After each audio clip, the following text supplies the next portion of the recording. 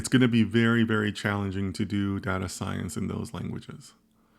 In fact, I had a whole series on interview questions, and this is one of the interview questions I ask, and it's become a very popular question on my account. So I'm sure people on this chat are familiar with it. But the first thing I would recommend to you, Julian, as far as like steps you could take today, is to start adopting one of the more data science oriented languages like Python or R, probably Python more than R. Start getting familiar with the libraries that are part of the data science ecosystem. Python has so much support, so many different libraries available.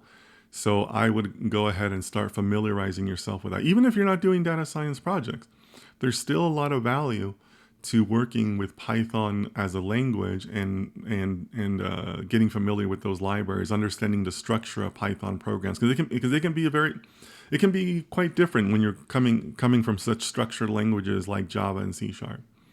And to be clear, there's nothing wrong with those languages. I was a C# developer for a very long time.